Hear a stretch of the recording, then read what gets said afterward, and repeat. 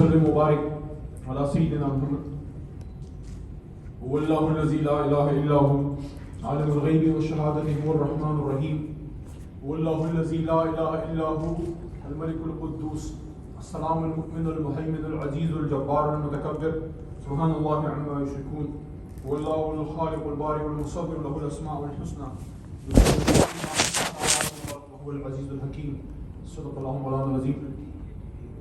First of all, I would like to thank all the organizers and my other friends and brothers and sisters for organizing this very important seminar, or I would say a call to humanity on this very important day, which is the 5th of August, which I would like to and try to explain, which you already know why this day is very important.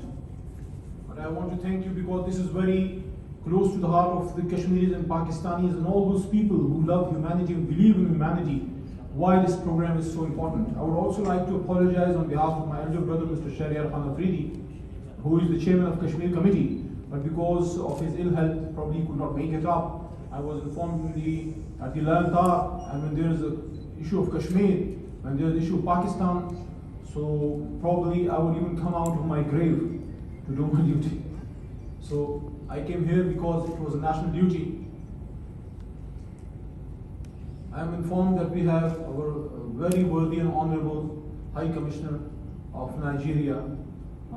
He, I think, probably just left a while ago, and all the other ambassadors. I would like to thank them, even if they are not here. They've done their duty. They came here and they have shown their solidarity with the cause of Kashmiris, the cause of independence of Kashmir, and they have voted in the favor of humanity, and they have vocally established this fact that the human race, the modern states, the people who believe in human rights, those who believe in liberty, they are with the people of Kashmir in the right of self-determination. We have very dear friends here. I would also like to acknowledge Dr. Mujahid Gilani, who is sitting here, is just like my younger brother, who is always there for the Kashmir cause. What basically is 5th August for, and what is the Kashmir problem? Is it a border dispute? Is it a land dispute? Is it some dispute between two big powers? There are many disputes among big powers. Where superpowers are involved, where nuclear powers are involved, where big economic giants are involved. Countries with big armies, countries who don't have big armies but big economies, they have problems with their neighbors. So, shall the world perceive it to be just one another problem between two nuclearly armed states of Pakistan and India? Or is it something which is a question mark for the whole of humanity, which is hanging there in the balance, not for the last decade or 25 years or half a century? This is a problem which is now reaching its limit. The people of Kashmir are fighting for the right of self-determination way before the Pakistan and India got their independence from the might of the United Kingdom. India, for the sake of argument, got its independence in 1947 on the 15th of August. Our country, that is the Islamic Republic of Pakistan, it got its independence a day ago from the Indians. That was the 14th of August 1947 under the able and great leadership of Qaid-e-Azam Muhammad Ali Jinnah.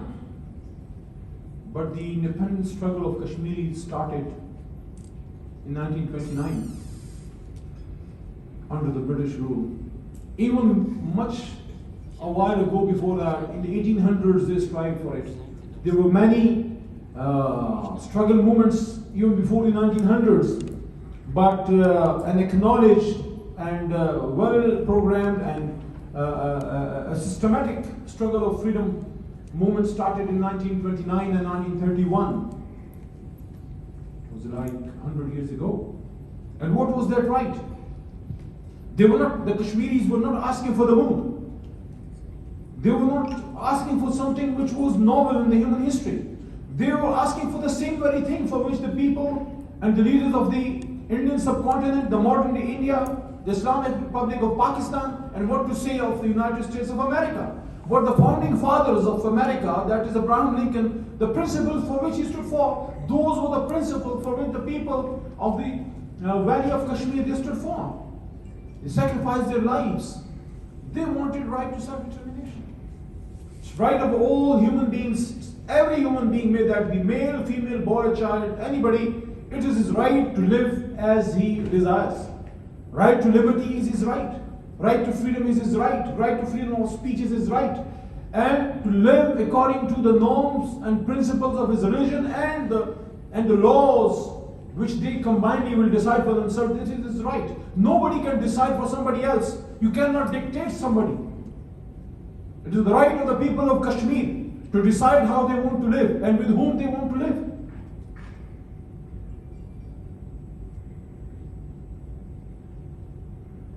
It is for the international audience that when the Britishers,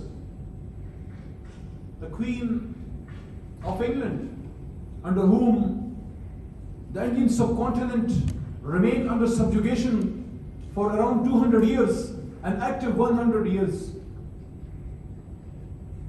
the people of the Indian subcontinent, the political leaders, the cautious people, the people with conscience, they started freedom struggle, which at times became violent, but mostly it was a political movement. And after the Second World War, it was decided by the Britishers that they want to finally give the right of independence to the people of the Indian subcontinent. And a plan was devised on the 3rd June of 1947 because the year which was earmarked for independence was 1947 or 1948. The plan of 3rd June was that the Hindu-dominated area would be given to the Indians, the Indian state, and the Muslim-dominated area, which was in the northwest of the Indian subcontinent and the former East Pakistan, which is called Bangladesh today.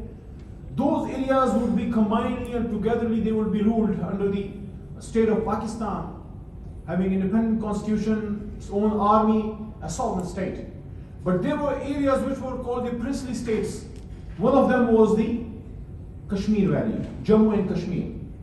For it was decided that it would be the right of the people, the inhabitants of Kashmir, that they would choose with which country they want to accede, with which country they want to live, with which country they want to amalgamate their land and live as one sovereign state. So the right was to be decided through right of vote. They would decide it through a plebiscite that they would either vote for India or vote for Pakistan. But after the independence, what happened was that the Indians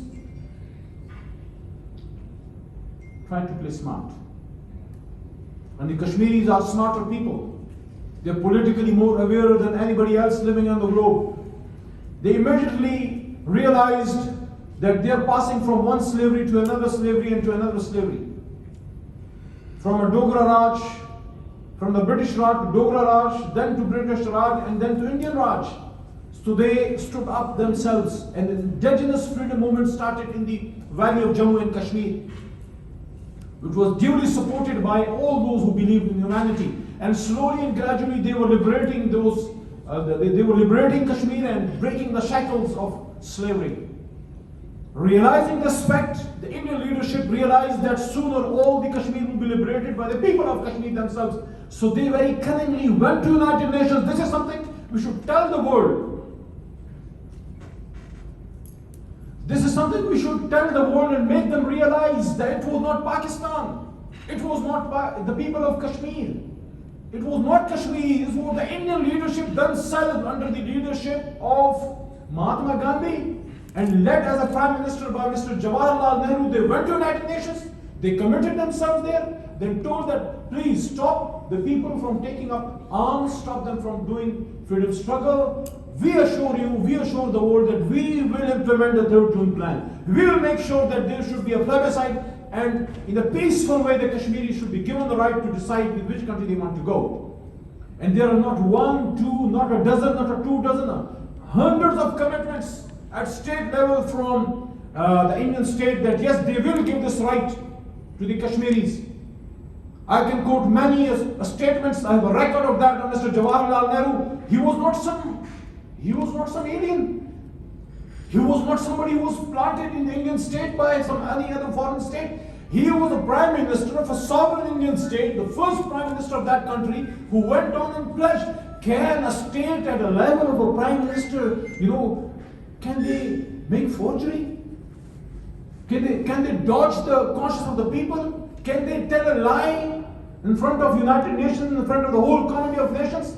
Now, 73 years later on, they say that it's an internal issue of India. Kashmir is an integral part. Sorry, you would have lost your memory. The world has not. Yes, there may be people who will be looking towards the other side because they have some financial interest in India, but that will not be there forever. Pakistan is an emerging state, alhamdulillah. Inshallah, we are a nuclear state. Pakistan is emerging as a technological and an industrial and a business giant, inshallah, with the help of CPEC project and the help of Allah. I want to assure the people of Kashmiris from this stage, from the capital of Pakistan, I want to assure them from Islamabad that Islamabad and no matter if the world looks to other side, 22 crore of Pakistanis, 222 million Pakistanis, their heart beat with Mr. Qasim Khattu, who is incarcerated in the Indian jails, in Tihar and Jammu and all these places. Yes, we are with you. We are with Mr. Ali Gilani. When an 8-year-old man stands in Indian occupied Kashmir and in front of their batons and in front of their guns and Indian tanks, and the 8-year-old man says that we are Pakistanis and Pakistan is ours. When you don't give them the right, there will be self-indigenous freedom movements. People, young lads like Burhan Muzaffar Wani, would surely they will take up arms. What should they do? During the American forefathers, people like Abraham Lincoln, didn't they, when they were not given their right, didn't they started their freedom struggle? Whatever possible they did that? Didn't they do that? Didn't the people of Vietnam stood up for their rights? What about Bosnia-Herzegovina? Somebody believes in humanity, somebody believes in human rights and right to independence and right to liberty. Why should there be two standards for the rest of the world and one standard for the people of Kashmir and not to forget the people of Palestine? Are they not human beings? How can you keep a daughter of a soil like us and Rabi for around 20, 25 odd years behind the bars? How can you make a person become old in his mid-40s when you look towards the face of those freedom fighters, those political right movement strugglers, when the age of 30 and 40 they look like a 70-year-old man? Till how long will the Indians do this? And there was a farce, there was this smoke screen of so-called secularism and modern state of the biggest democracy in the world, thanks to Narendra Modi, the killer of Gujarat, that he has basically torn apart the mask from the face of India, the secular India, so-called secular India, which they kept for around 70 years. What Modi has done, he has basically unmasked the real face of the Indian state, which is not different than that of the face of the Germany at the times of Hitler. And here comes 5th of August, on which the Indian state took a 180-degree turn from the commitments of their own forefathers. People like Nehru, they would be turning inside their graves. That what has Mr. I would take my word back. I cannot call him Mr. Modi. I cannot call a person a Mr. I cannot give him respect if he's a killer of humanity. Look at a person who was denied entry into United States of America because of his killing in Gujarat, of killings of Muslims and Christians and Sikhs, when he was the chief minister of Gujarat. To enter into United States of America, the guy had to become the Prime Minister of India, then he was given the passport. That is the level of the person who believes in drinking blood, human blood, who believes in eating flesh, human flesh. This is what is being happening there. There's ethnic cleansing going on in Kashmir.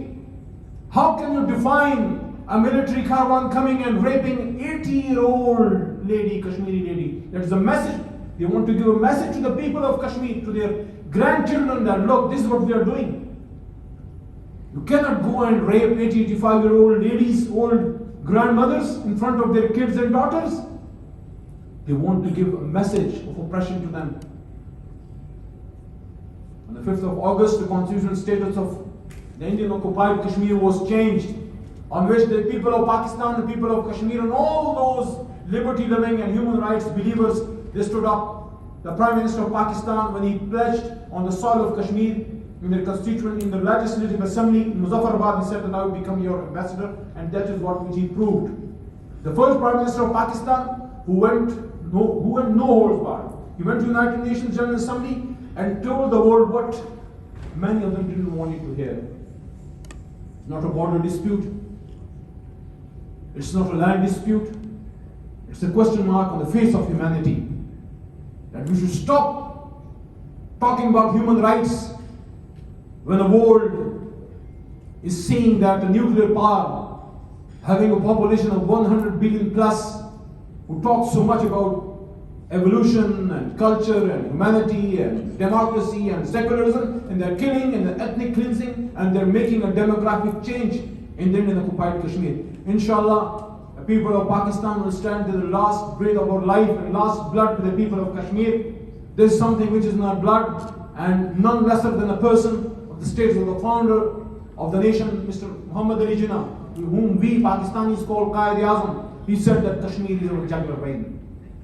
And we cannot let the jugular vein remain in the claws of oppressors and monsters like Modi forever.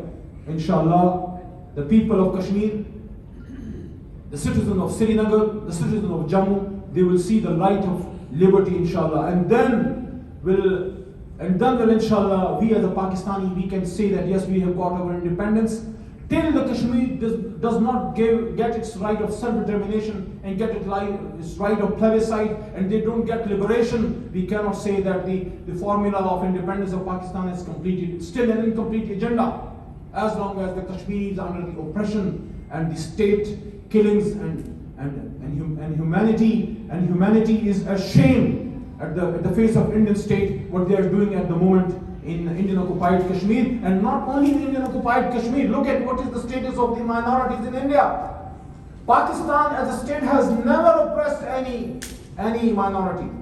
Yes, there may be sporadic incidents where people have gone and they become berserk, but no, the state of Pakistan, according to the direction of the founder of the state, in our national flag, the white signifies the presence and importance of minorities. But look what the Indians are doing inside the mainland India. Even what to say of Muslims, what to say of Sikhs, what to say of Christians. Even if you are a Hindu but not a Brahmin, if you are a Dalit, you are a persona non grata in India. So now time is up that we should call a spade and say what is reality and stand where, we should try and stand on the right side of humanity, right side of history. Time is up now. On 5th of August, inshallah, we pledge to the people of Kashmir that we will never forget what the Indians have done with you, and even if the whole world turns away, each and every child of Pakistan, each and every son and daughter of Pakistan will stand with the son and daughter of Kashmir, inshallah. बस ये कहना चाहता हूँ कि यारान जहाँ कहते हैं कश्मीर है जन्नत, जन्नत किसी काफिर को मिली है न मिलेगी। मोदी सुन लो, बैन सतूर कह रहा हूँ सुन लो, अपने कान खोल लो।